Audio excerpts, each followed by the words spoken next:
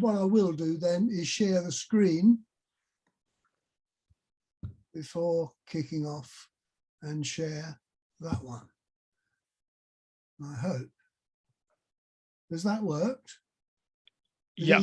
Is anybody seeing a screen? Yes. Yes, thank you, David. That's clear. Yeah. Okay. So you're seeing George Marx, Socialism, Money and Credit. Yep. And I want to, and the reason why I didn't really want you to see that straight away necessarily, because I just wanted to speak about how it is I came to wish to present this. And there's a little story, a backstory, as it were, that goes back about 4 years, when on commuting into London one Friday afternoon, I was joined in the next station down from me, or 2 stations down from me on my route into Victoria, by a young man, who sat down and started studying. And I happened to catch eye of the book that he was studying, and he was studying economics. And rather cheekily, I interrupted him and asked what it was about it. And he was doing his A-level study. And anyway, he was very open to conversation, and we had an extraordinarily pleasant and interesting conversation in the 20 minutes or so that it took us to get to Victoria.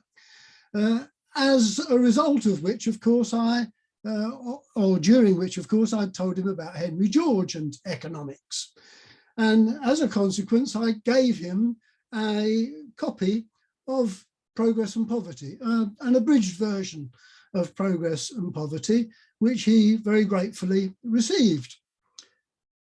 Some 3 or rather more years later, I suddenly get a message from him out of the blue, telling me that he's now at York University studying PPE, and is producing his dissertation topic, in which he's going to be discussing the current relevance of Henry George's teaching, which I thought was really rather wonderful. And he was inquiring whether there was anything else that I might like to share with him in this context.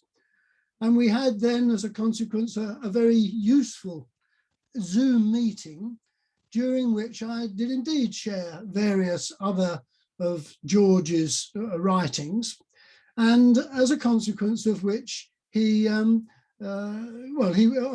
which he was very grateful.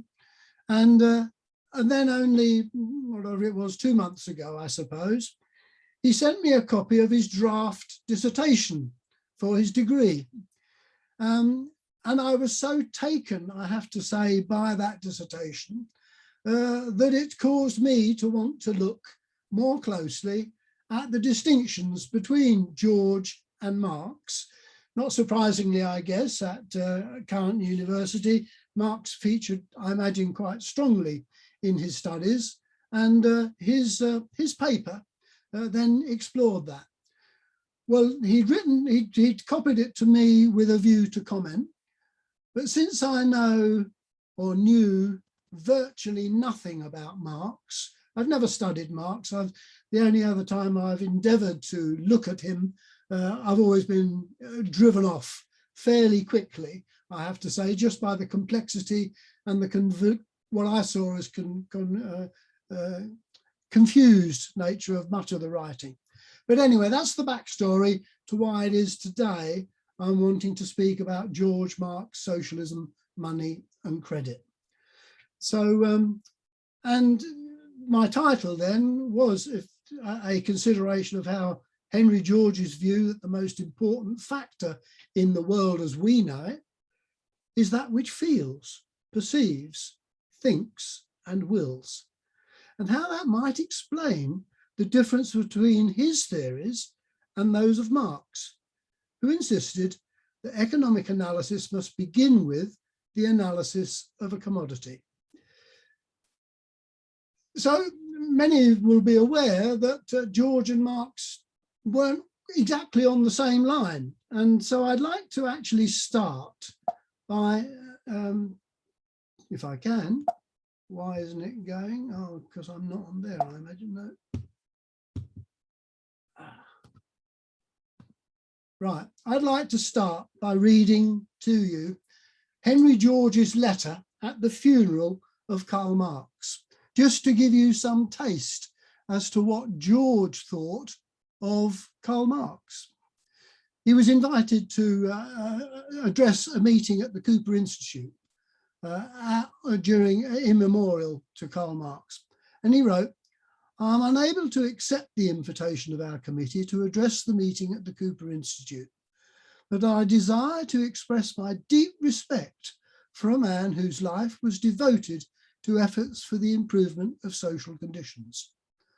I never had the good fortune to meet Karl Marx, nor have I been able to read his works, which are untranslated into English. I am consequently incompetent to speak with precision on his views. As I understand them, there are several important points in which I differ from them.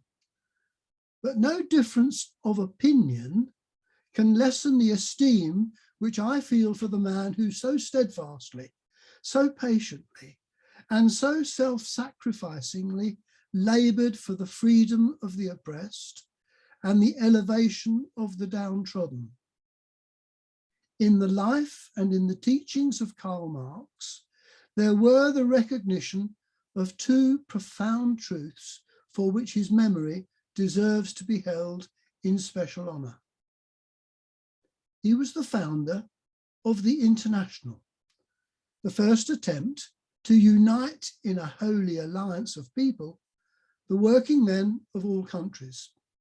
He taught the solidarity of labour, the brotherhood of man, and wherever his influence has reached, it has tended to destroy those prejudices of nation and race, which have been in all ages and the most efficient means by which tyranny has been established and maintained. For this, I honour Karl Marx. And I honour Karl Marx because he saw and taught that the road to social regeneration lies not through destruction and anarchy, but through the promulgation of ideas and the education of the people. He realised that the enslavement of the masses is everywhere due to their ignorance.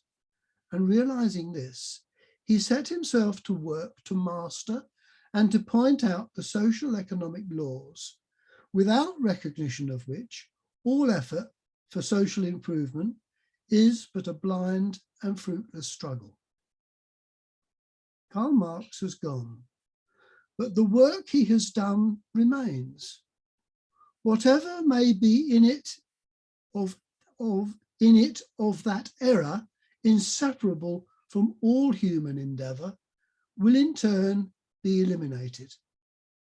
But the good will perpetuate itself, and his memory will be cherished as one who saw and struggled for that reign of justice in which armies shall be disbanded and poverty shall be unknown and government shall become cooperation, that golden age of peace and plenty, the possibility of which is beginning even now to be recognised among the masses all over the civilised world.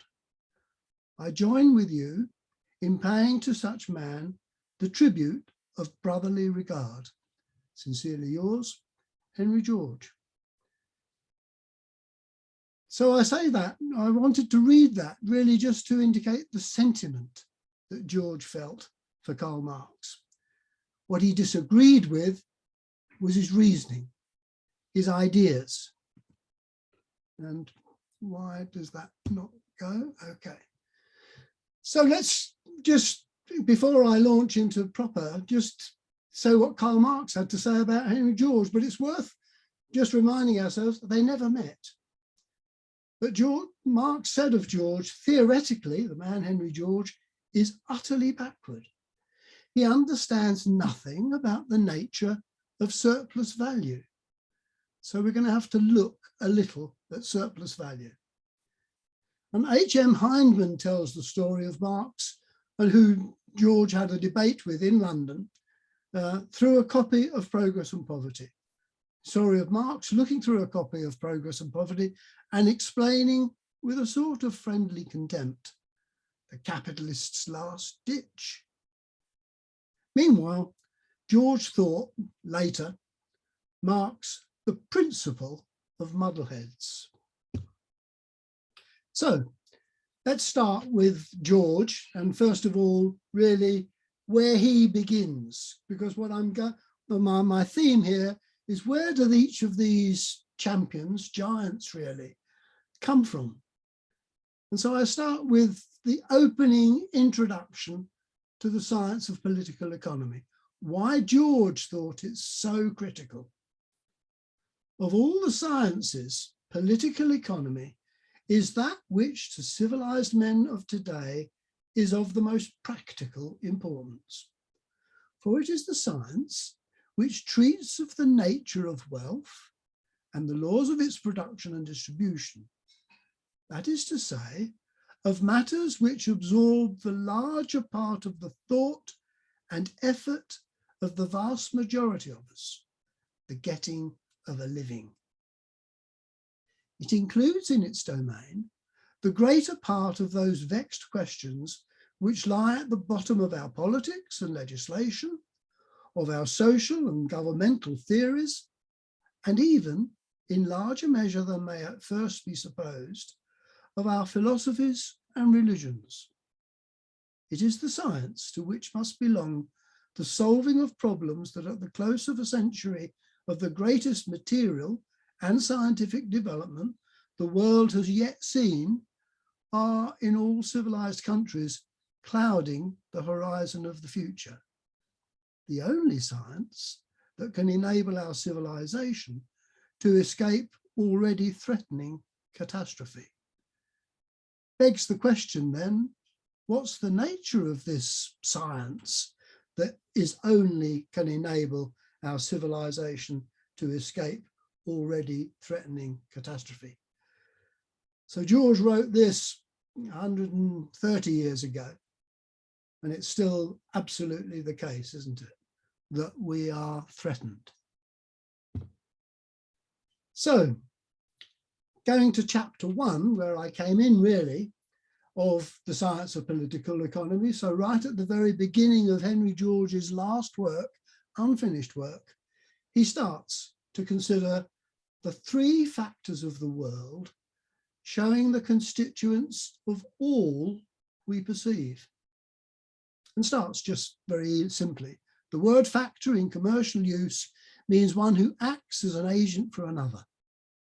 In mathematical use, it means one of the quantities which multiplied together form a product.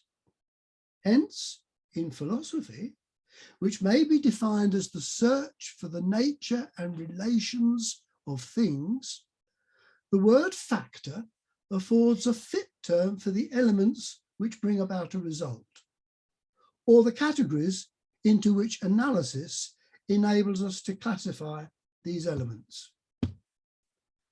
So he goes on right at the beginning, in the world, I use the term in its philosophical sense, of the aggregate or system of things of which we are cognizant and of which we ourselves are part, we are enabled by analysis to distinguish 3 elements or factors.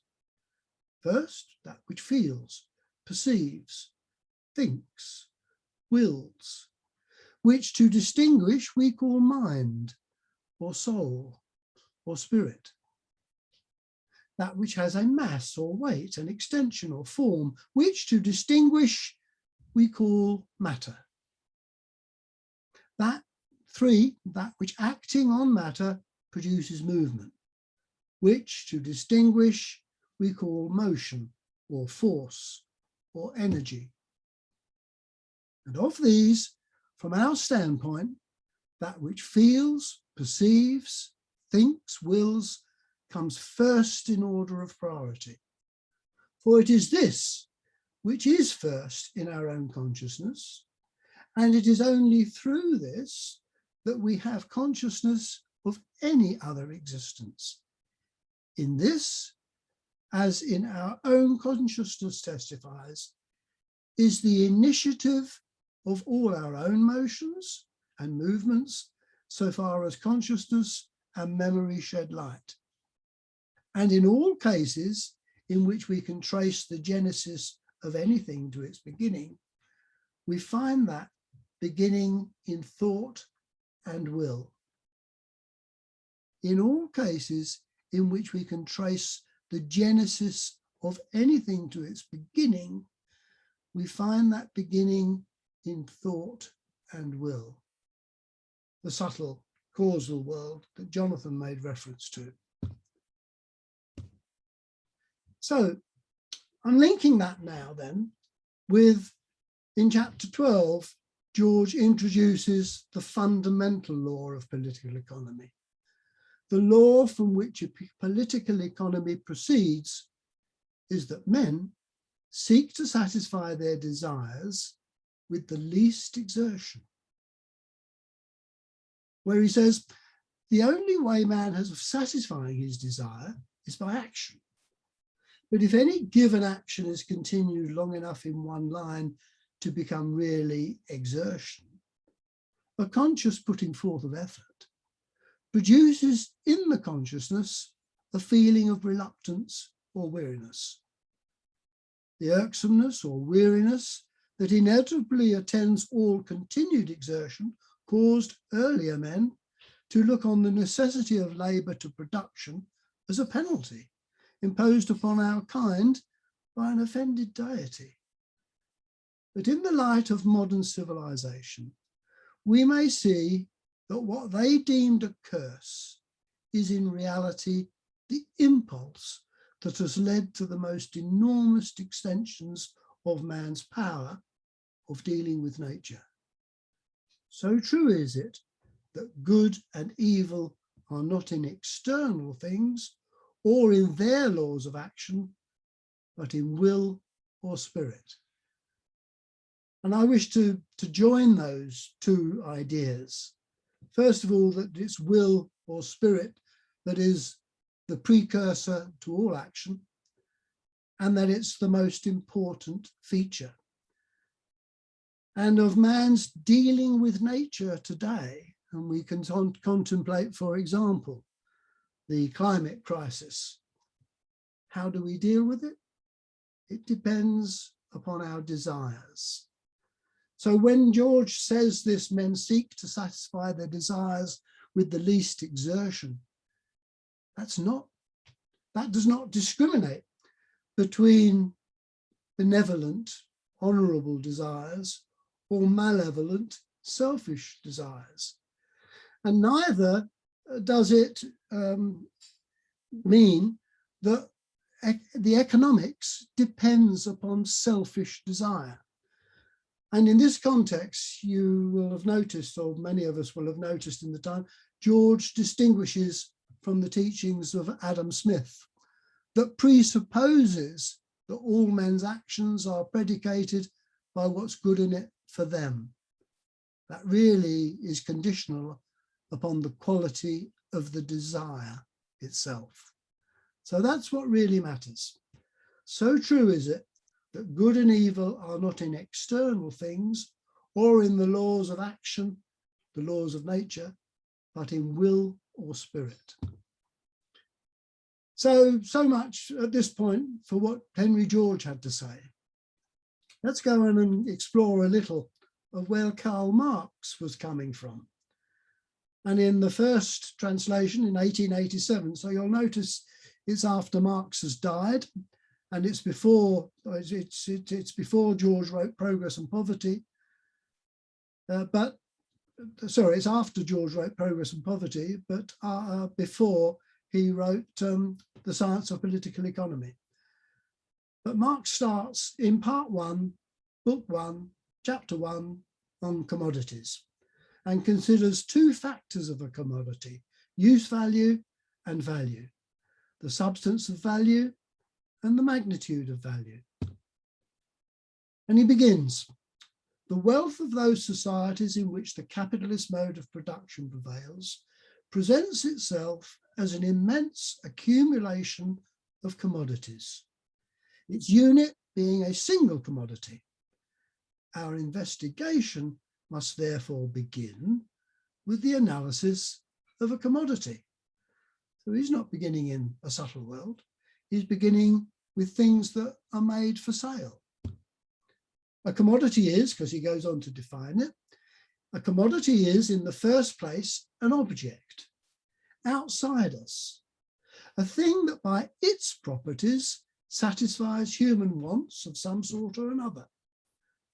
The nature of such wants, whether for instance they spring from the stomach or from fancy, makes no difference.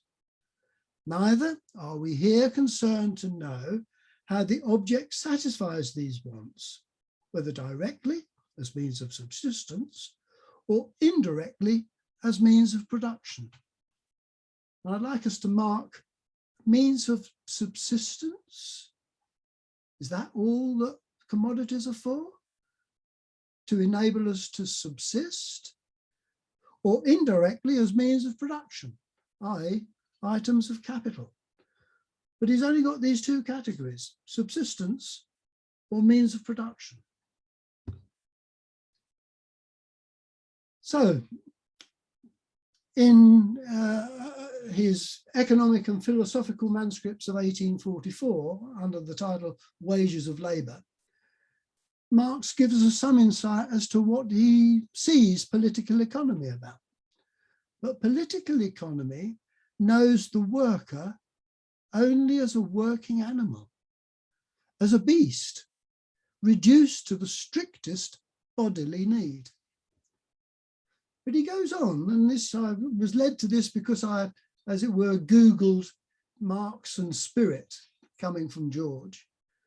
To develop in greater spiritual freedom, Marx says, a people must break their bondage to their bodily needs.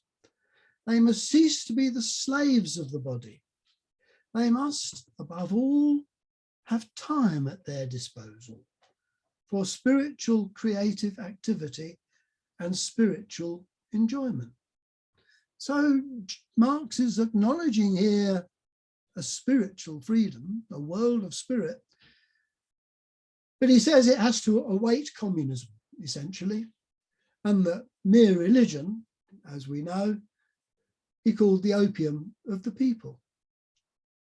And as far as I'm aware, and I'm open to correction, as I've said, I'm no expert on Marx, but it's not at all clear to me where Marx explores the nature of the spiritual being, of this world of spirit.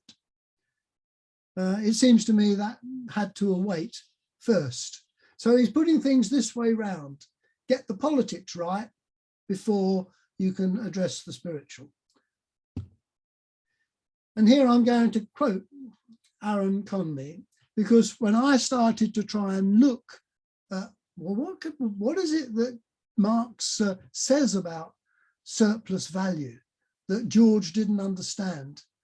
And as I've explored a little bit of Marx, I couldn't really fully get a grip or easily get a grip on what George meant, or sorry, what Marx meant by surplus value. So I'm in a quote here from Aaron Conmee's dissertation that he sent me. And I haven't had Aaron's permission for this. He's with us, I think, today, or at least I noticed his name there earlier. So I hope he's going to be happy about this. But what Aaron pointed out, and I found useful, capital, that is value in the motion M to C to M dash, where value in money form, M, is used to purchase commodity labour power and the means of production, C, combined under the supervision of a capitalist so as to produce a new commodity exchangeable on the market for greater value, M dash, than the initial money value, M, is, for Marx, the fundamental logic of the economic society, namely capitalist society, that he was observing. Such a movement is only possible where commodity labour power is purchased at its exchange value. That is, the socially necessary labour time to produce the means of subsistence necessary to reproduce the labourer, but its use value, that is labour, and the production of new value is greater than its exchange value. I'm sure you, like myself, would need to go through that a couple of times, several times, I suspect, in order to extract it. But I think this is as concise an explanation of surplus value that I've managed to find. So let's just identify a little more of what Marx had to say in relation, for example, to wages. So wages, he says, are determined through the antagonistic struggle between capitalist and worker. Victory goes necessarily to the capitalist. The capitalist can live longer without the worker, can the worker without the capitalist. Combination among capitalists is customary and effective. Workers' combinations is prohibited and painful in its consequences for them. Besides, the landowner and the capitalist can make use of industrial advantage to augment their revenues. The worker has neither rent nor interest on capital to supplement his industrial income. Hence, the intensity of the competition among the workers. Thus, only for the workers is the separation of capital, landed property, and labour an inevitable essential and detrimental separation. Capital and landed property need not remain fixed in this obstruction, as must the labour of workers. Just giving a taste of where Marx is coming from. So let's just recap a bit. Under the labour theory of value that Marx and George both subscribe to, there's a difference. For Marx, the labour taken to produce a commodity is what invests it, Mark, with value. For George, it isn't the it that has the value. The labour time exertion that a person is prepared to give in order to acquire something is how George saw the labour theory of value. At the end of the day, after all, labour is all any of us have to offer, to give. But what we give it for is to acquire something, to be something, to have something. In relation to the laws of political economy, it seems to me that Marx made man made by the powerful. The laws of man are made by the powerful. For George, before there are any man-made laws, there is natural law. And hence, in the science of political economy, George only considers natural law. In fact, man-made laws are intended to complement and be in harmony with the natural law. But the priority for George is natural law. The priority for Marx, it seems, is man-made laws made by the powerful. And if the powerful are capitalists, they need to be overthrown by the power of the proletariat, as I've understood it. So let me just take it a little bit further to talk about the types and sources of value. For Marx, there are two types.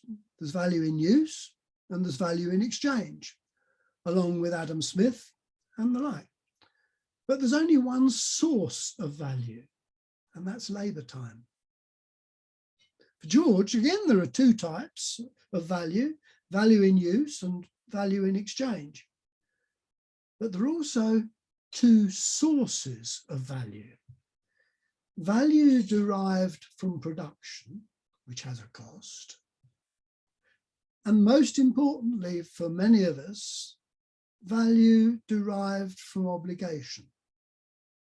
Land being the primary example of those things in the earth or that we desire, want, but we want them because we're obliged to.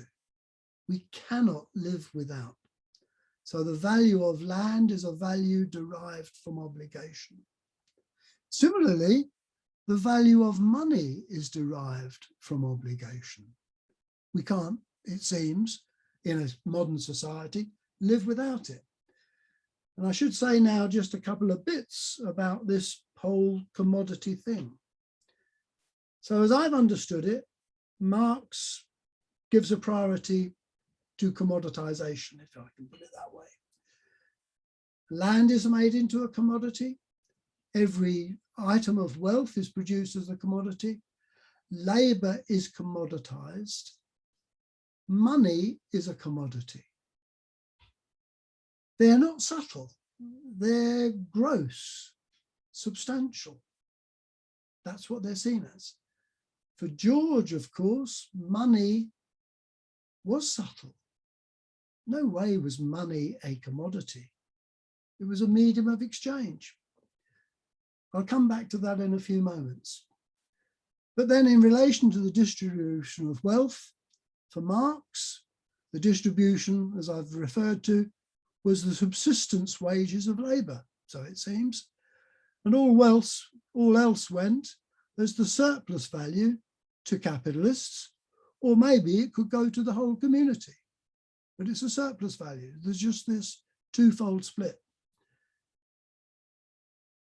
For George, the distribution of wealth divided between the rent of land, which again could go to landlords or to the whole community, and the earnings of labour and capital combined to individuals and to firms.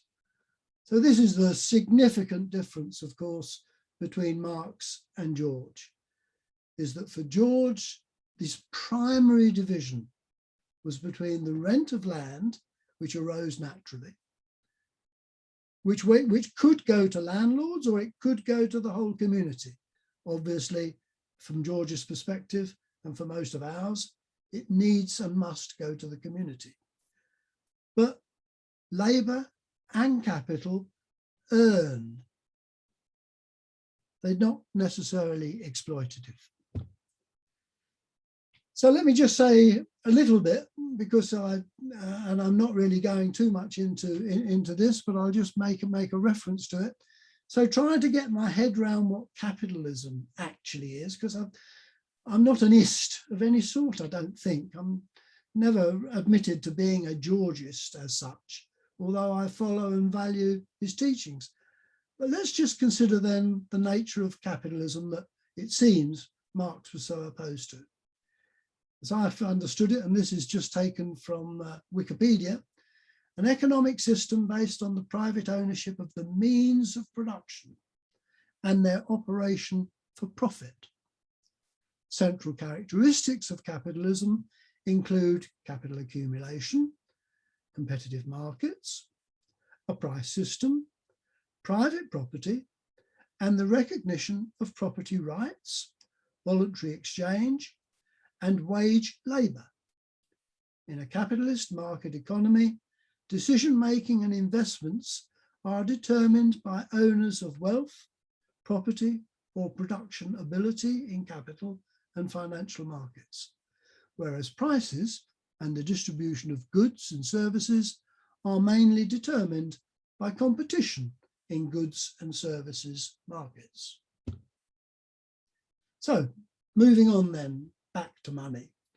Some years ago, the renowned economist John Kenneth Galbraith, in his book, Money, Whence It Came and Where It Went, wrote, "The process by which banks create money is so simple that the mind is repelled. Where something so important is involved, a deeper mystery seems only decent." He was referring to the way that banks create money by lending money they do not have. When money is lent in this way, it becomes a deposit in the account of the person or firm that borrowed it. And, hey presto, it is regarded as a financial asset.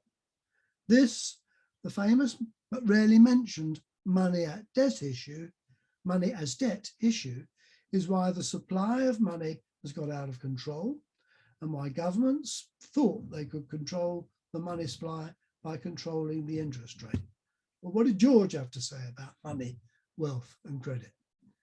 Nearly 100 years before Galbraith, Henry George addressed the money issue, and his findings should be studied by anyone attempting to deal with it today.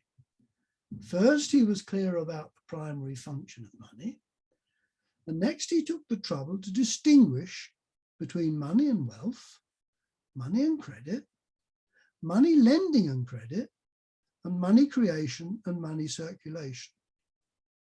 So let's just return there. The primary function of money is to facilitate exchange. It is a medium of exchange. As a medium of exchange, it becomes the most exchanged of all things. Because it becomes the most exchanged of all things, it can become a measure of value. And indeed, as George points out, it becomes the common measure of value, but not the real measure of value, but it's the common measure of value. And as far as money and wealth is concerned, money is clearly not wealth. It is abstract. It's an idea. Wealth is tangible and substantial. But again, we're back to, with George, recognizing the subtle world of idea. Money only works when people believe in it. They have to believe it for it to work at all. But then money is not the same as credit. Money, everyone can use if everybody believes in it. But credit is a much more personal, and for George, a much more vital aspect, because that's the belief that people have in people, in another person. So you can get credit or you give credit to somebody you know. You need to know them. There's a personal element to that. Again, it's fundamentally different from credit, from money lending. Money lending involves lending money that already exists. Credit comes out of nothing, out of thin air. It's just, again, an individual belief system. But then we have to distinguish between money creation and money circulation. And I'm now conscious of the time, and I think I've already run over, but since I started late, I'll just finish with George's key conclusions, in which he said, the issue of national currency money, legal tender, and the control of its supply is the exclusive business of government. So banks should have no involvement in that at all. It's the exclusive business of government to issue the national currency and control its supply. Whereas the legitimate business of commercial banking is limited to the safekeeping and loaning of such money and the making and exchange of credits on their own account, that is, not backed by government. But again, for banks to be able to pursue this, discharge this business, they need to know their customers. They need to know the business. Most of all, important, if they are to be the managers of credit, they need the integrity of actually knowing the people. So I think that's it. That's probably as far as I can afford to go at this point. Thank you very much indeed for your attention. Thanks very much, David. I think if we take a few minutes for questions, we'll then have 20 minutes for lunch break. So David, could you stop sharing your screen, please? And then I can, just so that I can sort of see who's got their hands up. Now, I'm not sure if Dave and Ed, if those are new hands or old ones from before. No, they're old timers, aren't they? I suspect they're going to quiz me. Ed, I guess you got a question, Ed, maybe. Actually, it's not a question.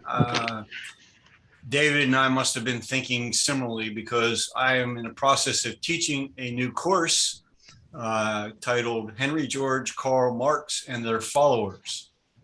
And the first class I had in the class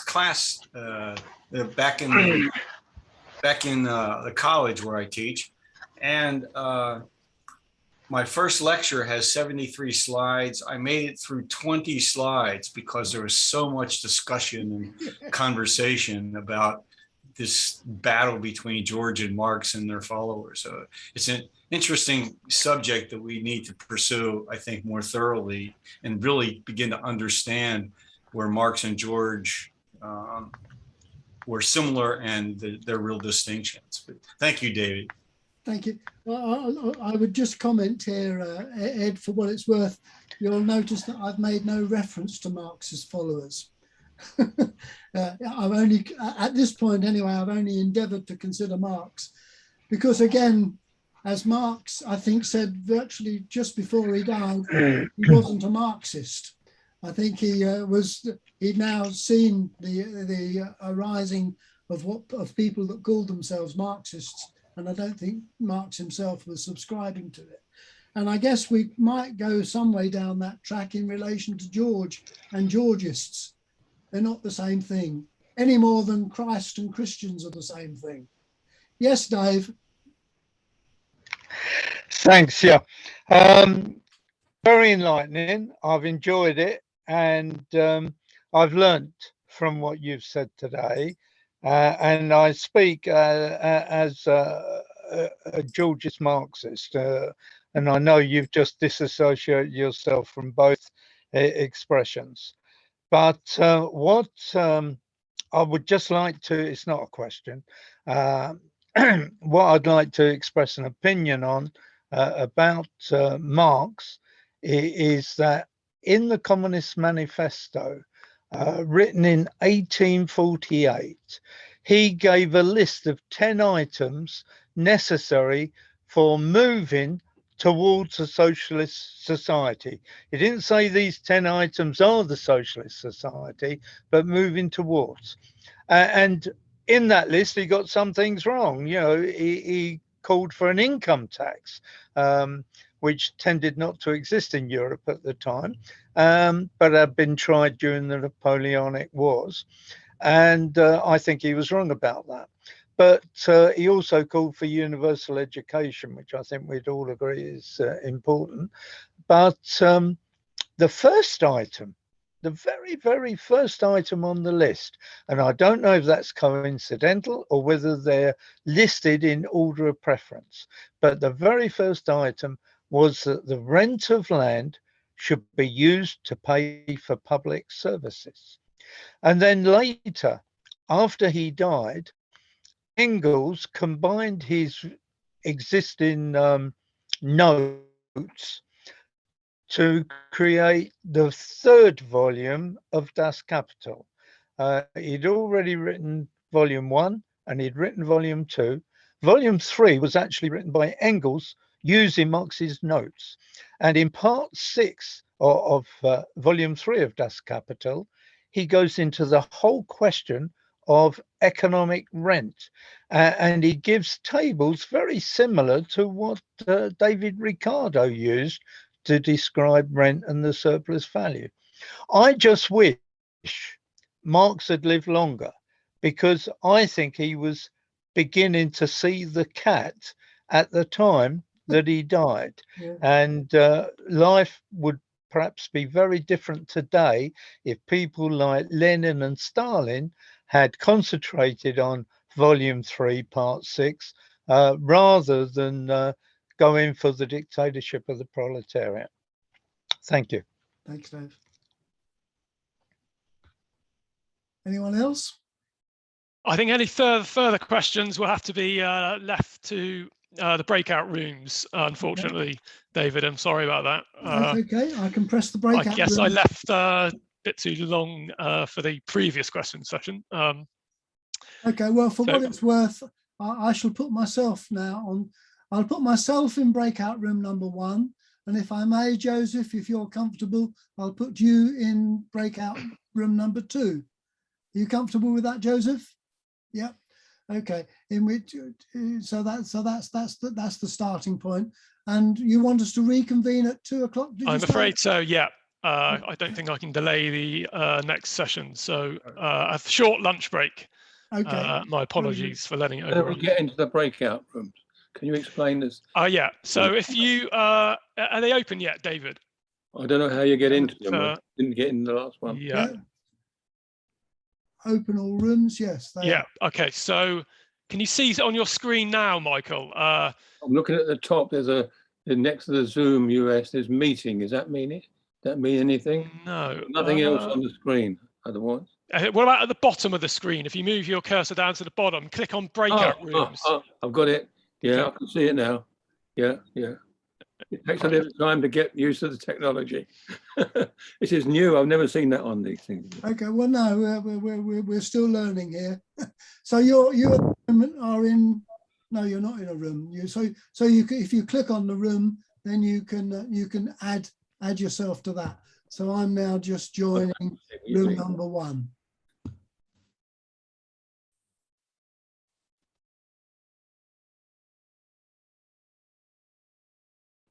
I think I'm in room number 1. Hello, Aaron. Hello, hi David.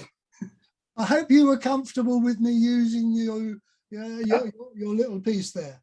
Definitely, yeah, I started. Jolly good. Okay.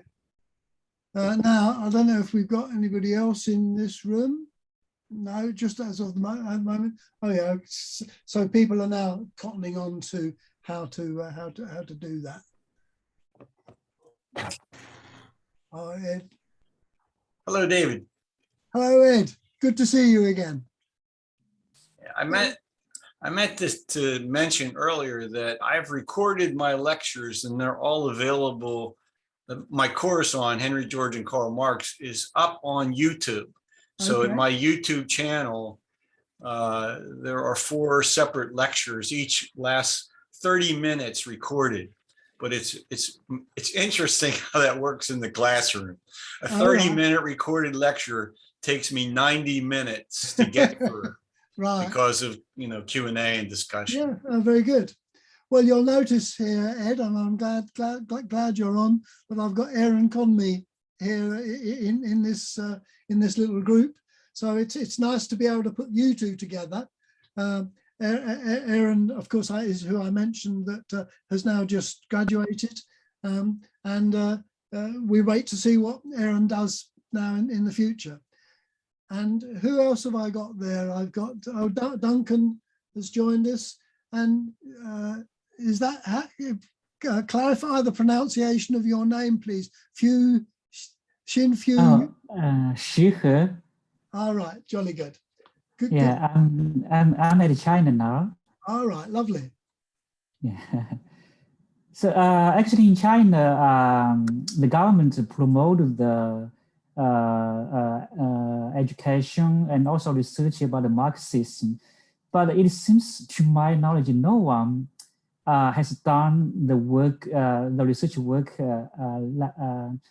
like you described, like the difference between Marx and Henry George, and even Henry George is not widely acknowledged in China. So I have a question for Ed. Is your lecture notes, I mean, do you have a formal writing for your lecture? Like, do you have a paper or do you have notes which could be circulated in, I mean, maybe in China, something? Because we have a journal, we translate English articles in Chinese.